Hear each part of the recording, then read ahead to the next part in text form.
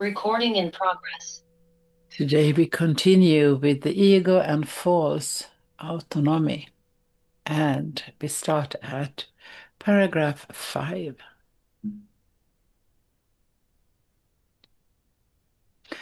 Undermining the ego's thought system must be perceived as painful, even though this is anything but true. Babies scream in rage if you take away a knife or a scissor, or a scissor, although they may well harm themselves if you do not. This is, in this sense, you are still a baby. You have no sense of real preservation and are likely to decide that you need precisely what would hurt you most. Yet, whether or not you recognize it now, you have agreed to cooperate in the effort to become both harmless and helpful, attributes that must go together. Your attitudes, even toward this, are necessarily conflicted, because all attitudes are ego-based. This will not last. Be patient a while, and remember that the outcome is as certain as God. So, the awakening experience is to undermine the ego's thought system. We have to forget the ego's thought system in order to receive the Holy Spirit's thought system. If we fill our minds with the ego's thought system, we cannot think with the Holy Spirit. So, while we are undermining the ego's thought system and still believing in the ego, it must be perceived as painful. It is really not. Even though it's anything but true that it is painful, but we perceive it as painful because we are so identified with the ego's thought system. And they give us a symbol of babies screaming in rage if you take away a knife or scissors, although they may well harm themselves if you don't. And we are small babies, both in speaking the Holy Spirit's language and perceiving ourselves and understanding what we actually are practicing and deciding. So in this sense, we are still a baby. We have no sense of real self-preservation because we don't understand who the self is, who our self is, who we really are. We don't understand who we really are. So we will probably decide against it. And we will hurt ourselves. And we do that again and again. And then we blame somebody else. So we won't see that we are hurting ourselves. So it takes some time. It takes some time to be willing to undermine the ego's thought system, be willing to look at what we perceive as pain and see that it's not pain, be willing to allow Holy Spirit to remove these sharp toys we are playing with. And he is also telling us that it doesn't matter if we recognize it or not. We have already agreed to cooperate in the effort to become both harmless and helpful. So we have already showed this little willingness that was needed for the Holy Spirit to come into our minds. And we are conflicted towards that we have agreed to cooperate, to become harmless and helpful, and we have conflicted attitudes towards being helpful and harmless. So he is assuring us that this will not last, and we can be patient a little while we remember that this outcome is as certain as God. So we can just rest assured that we will remember who we are. We will let go of the ego's thought system. We cannot not do it. We are all on our way of awakening. And it's not persons that awake, not individuals that awake. It's the whole mind that awakes in itself. And we remember that we are the whole mind. We are one in the mind. Only those who have real and a lasting sense of abundance can be truly charitable. This is obvious when you consider what is involved. To the ego, to give anything implies that you have to do without it. When you associate giving with sacrifice, you give only because you believe that you are somehow getting something better and can therefore do without the thing you give. Giving to get is an inescapable law of the ego, which always evaluates itself in relation to other egos. It is therefore continually preoccupied with the belief of scarcity it gave rise to, that that gave rise to it. Its whole perception of other egos as real is only an attempt to convince itself that it is real. Self-esteem in ego terms means nothing more than that the ego has deluded itself into accepting its reality and is therefore temporarily less predatory. This self-esteem is always vulnerable to stress, a term which refers to any perceived threat to the ego's existence. So what do we have here? Only those who have a real and lasting sense of abundance can truly be charitable. I can see that is true. If I perceive myself as abundant, I live in abundance, I would give freely because I wouldn't be afraid of losing anything. So I can see that only those who have real and lasting sense of abundance can be truly charitable. This is obvious when you consider what is involved.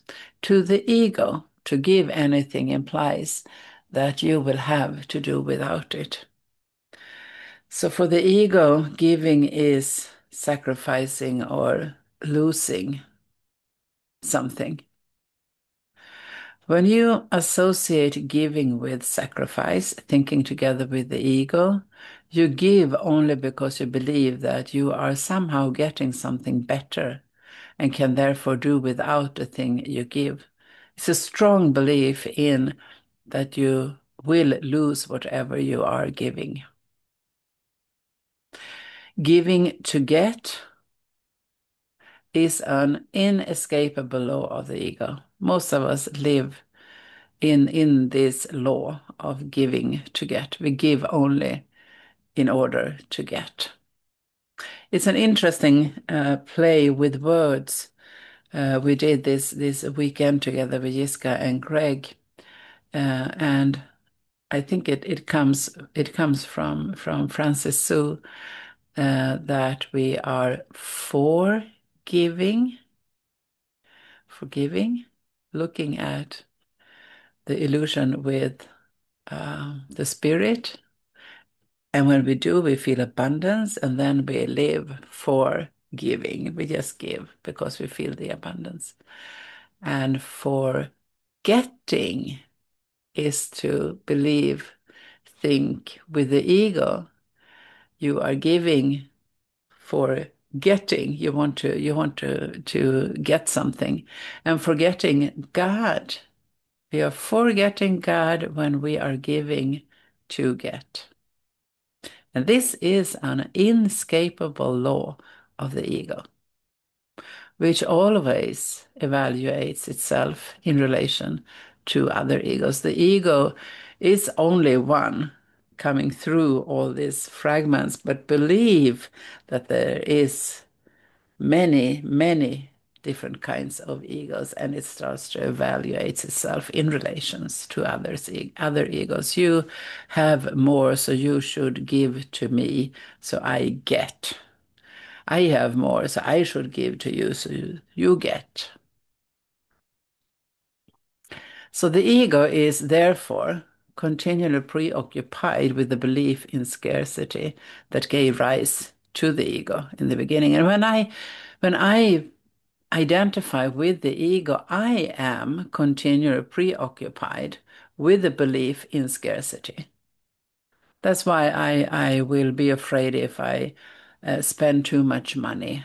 Like I was thinking with the ego this morning and believing that uh, I had given away too much money and I wouldn't get back as much as I had given away. So I believe in scarcity.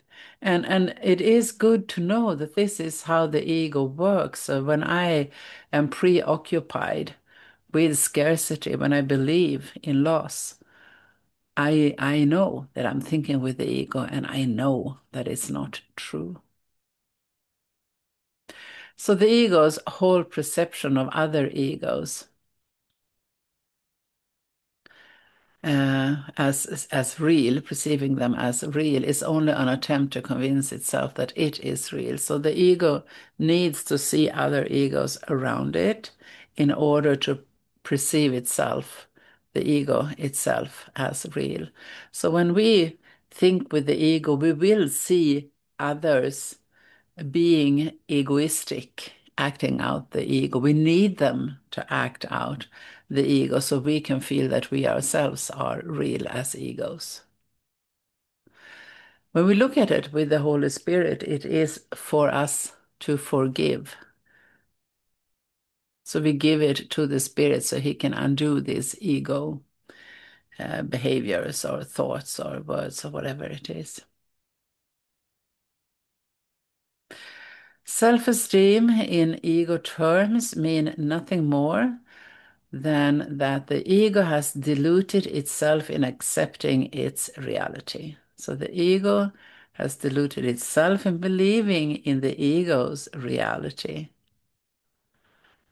and is therefore temporarily less predatory because it feels safe.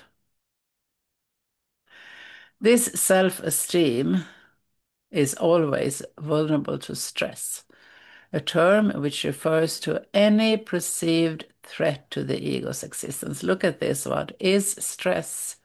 What is stress? A term which refers to any perceived threat to the ego's existence.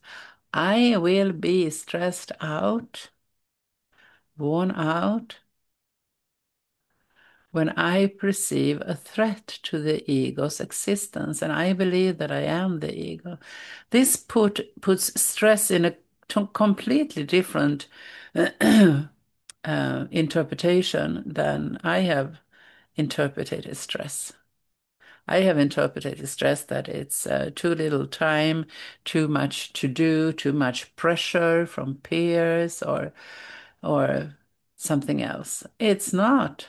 Stress is a term which refers to any perceived threat to the ego's existence. When the ego is threatened, we experience stress.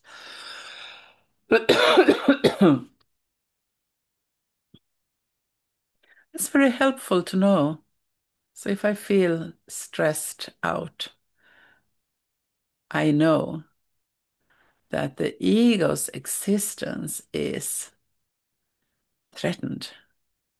So I have felt stress today, and I want to blame something. So I blame that I've been working a lot. I need more. I need more leisure time, more free time. This is not true. I am stressed because the ego's existence is threatened. Of course, the ego's existence is threatened. I have done a workshop and a retreat with A Course of Miracles teachers. Of course, of course, I am stressed because the ego's existence is threatened. That's the truth. The ego literally lives by comparisons. Equality is beyond its grasp, and charity becomes impossible. The ego never gives out of abundance because it was made as a substitute for it. That is why the concept of getting arose in the ego's thought system. Appetites are getting mechanisms, representing the ego's need to confirm itself. This is as true of body appetites as of the so-called higher ego needs. Body appetites are not physical in origin. The ego regards the body as its home and tries to satisfy itself through the body. But the idea that this is possible is a decision of the mind, which has become completely confused about what is really possible. So the ego lives by comparison. So when you are uh, comparing yourself with others, it is feeding the ego. And it's also when you are judging. So when you judge something is fine or good or bad or awful, you are feeding the ego. Look at how you express this in daily life. We do this all the time, all the time. When you go to a grocery store and you are buying avocado, you will squeeze on the avocado and you will compare them. You will look at which avocado is the better one, and you will buy the one you judge as the better one. This is what the ego lives by. Equality is beyond its grasp. We can't be equal, according to the ego. Nothing can be equal. Nothing is beyond its grasps. And charity becomes impossible, believing that. The ego never gives out of abundance because it doesn't perceive it has abundance. It doesn't matter how much money you have. The ego would never give out of abundance, wouldn't feel abundant, even if you have all the money in the world. It wouldn't satisfy the ego. And that is because the ego was made as a substitute for abundance. God is abundance, and the ego, in order to separate itself from God, has to be God's opposite. So the ego can't be abundance. So when you identify with the ego, you cannot feel abundance. It's impossible. because the ego is a substitute for abundance. You can feel abundant when you identify with spirit. Absolutely, because the spirit is abundance as the creation of God. So the concept of getting arose in the ego's thought system because it is the opposite of abundance. So it has to be getting in order to stay a substitute to abundance. It's a feeling of not having enough, and that is what the ego is. And we call it hunger, we call it appetite, we call it needs. Here we learn that appetites are getting mechanisms. They are constant, but just look at it. How much you need to eat and drink. I don't mean that you should stop eating and drinking, but see that it is a getting mechanism and a substitute, a substitute for God. We can give our food, our drinks, our needs to the Holy Spirit and allow Him to interpret them. So appetites are getting mechanisms representing the ego's need to confirm itself because the ego doesn't exist. God exists, and the ego is the opposite. It doesn't exist. And then it's in a constant need of confirming that it is, but it isn't. So it will never be satisfied. And this is as true for body appetites as of the so-called higher ego needs. Body appetites are not physical in origin.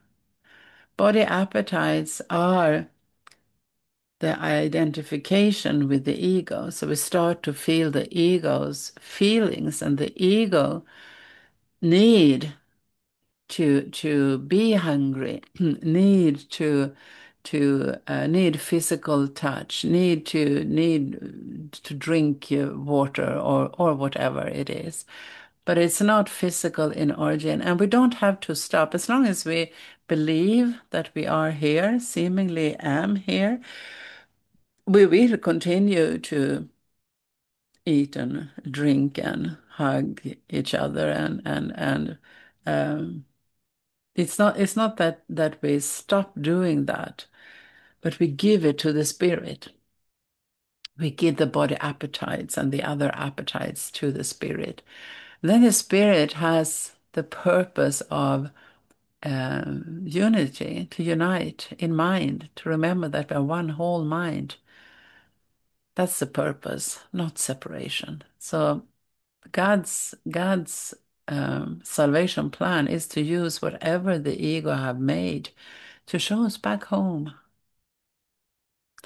So body appetites are not physical in origin.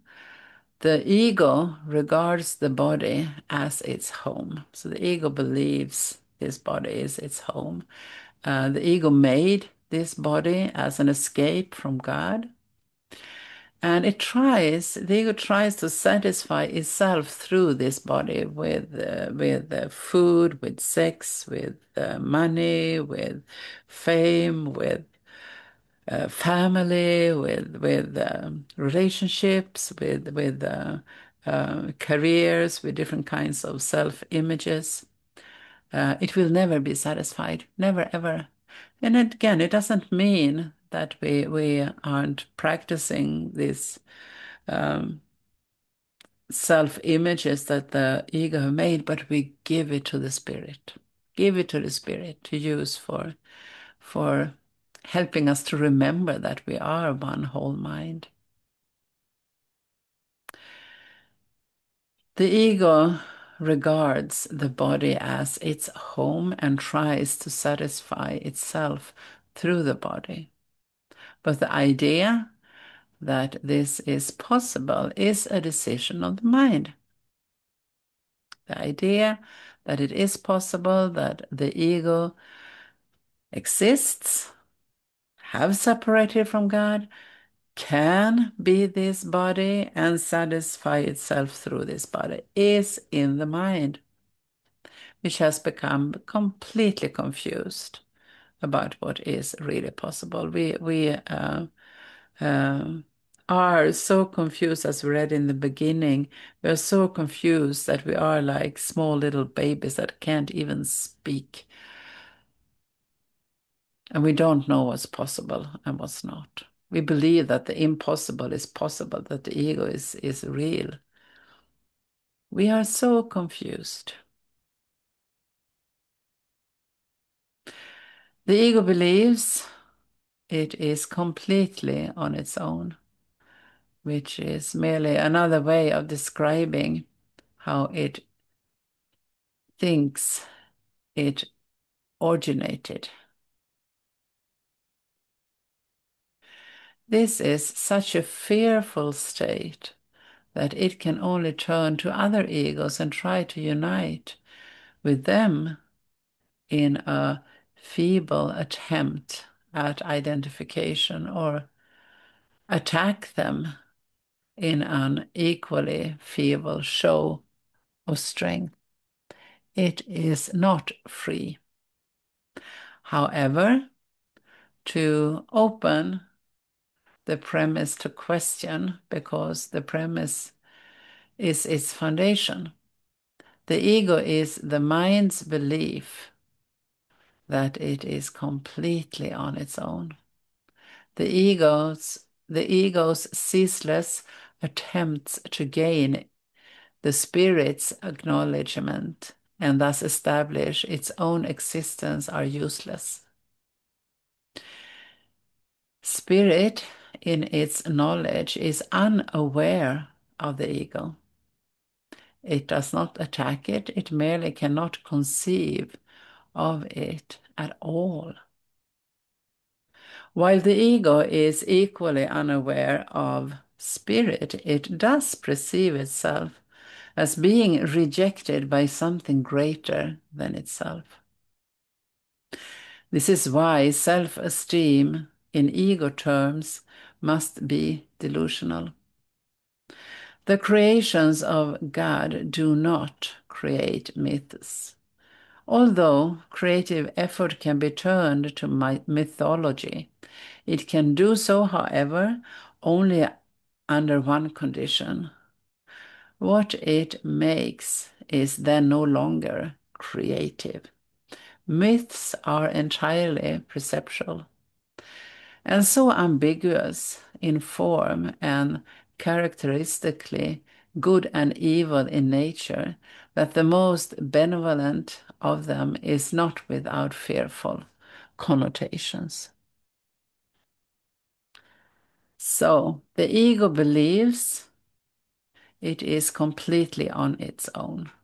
The ego believes it's completely alone. Which we do feel. We do feel the ego's loneliness when we think together with the ego, when we allow the ego to think us. We can feel that we are completely and utterly alone. This is just an identification with the ego. It's not true, but this is how the ego feels. The ego believes it is completely on its own, which is merely another way of describing how it thinks it originated. The ego believes that it has done itself. It has created itself. It has not. It's not true, but the ego believes that it has done itself. So the ego made this body and told me to run into the body and to the world in order to escape from God, and then the ego identifies with me, and I identifies with the ego, and I believe that bodies have made this body. So I believe that my parents, which is ego made, have made this body. You see how the ego uh, believes it's utterly alone, and that is describing how it thinks it's originated by itself. It's self-made. This is not true. We are created by God, and the ego does not exist. That's the truth. But the ego believes that it's utterly alone and it made itself. This is such a fearful state that it can only turn to other egos and try to unite with them in a feeble attempt at identification, or attack them in an equally feeble show of strength. So this is what we do here. We turn to another body or other bodies in order to try to unite. Usually when we do this with the ego, we try to unite against something or somebody else. So we can strengthen the separation, but we try to unite. We can't unite as bodies. We can't unite in blaming somebody else or something else. We will still feel underneath this loneliness, feeling the ego's belief that it is alone. But we try to kind of cover it over with other egos. It's not until we get to taste the real connection, which is between Christ and Christ in each other, we start to feel something else, and it's so much more. It's abundance. It's you can't compare it. It's incomparable. So this can be helpful to know. So when I want to attack somebody else, when I want to unite with somebody else by talking bad about something or somebody else, it is the ego. And what I can do when that happens is to give it to the spirit. Give it to the spirit and look at it with him and receive his teachings in the situation.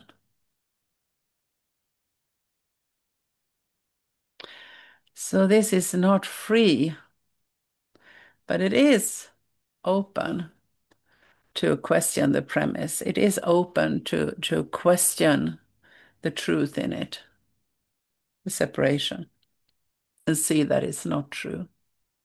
Because the premise, the belief in separation, is its foundation.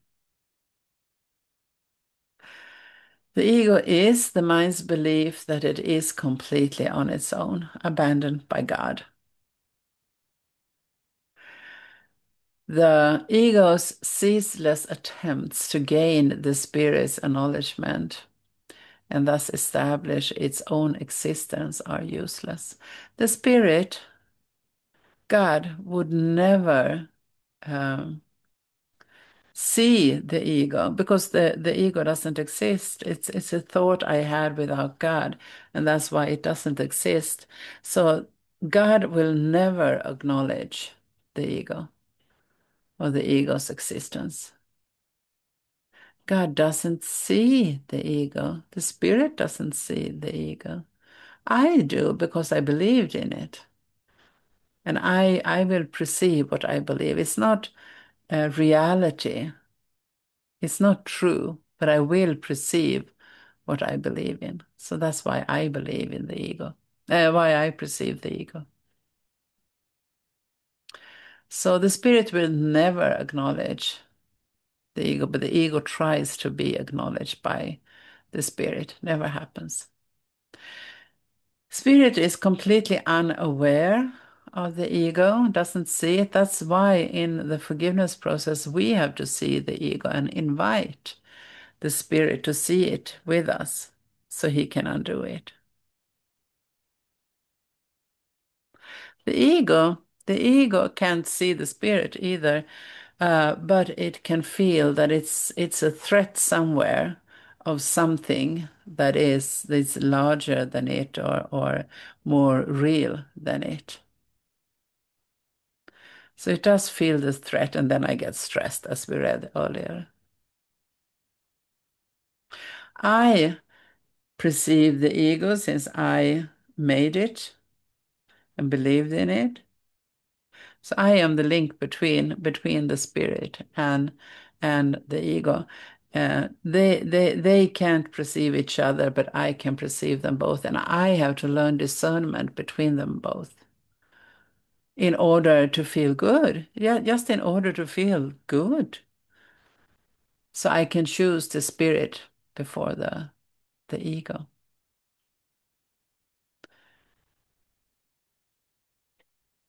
So um, we then learn about self-esteem, that in ego terms, it must be delusional.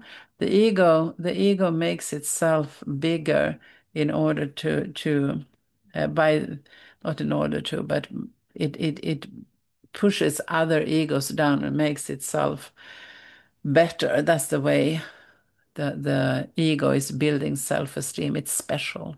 It's very special and different from others and better than others. Or worse than others. That works for the ego as well. So this is why self-esteem in ego terms must be delusional. The creations of God do not create myths. So we are God's creation as the whole mind. And we do not create myths. We don't make myths real. Although the creative effort can be turned into mythology, so we can perceive what we believe in the myths, in the stories, in the storytelling. And it can do so, the creative effort can be used this way only under one condition. What it makes is then no longer creative, and creative is truth and real. So what I make together with the ego is no longer truth, is what it says here. What it makes is then no longer creative. And myths, what we perceive here, are entirely perceptual. We perceive what we believe in. And so ambiguous in form and characteristic, good and evil in nature, that the most benevolent of them is not without fearful connotations. So it's always, it comes from fear, and it's always this um, double or dual quality to it. It's always like two sides of a coin. Let me see how much we have. We have quite a bit.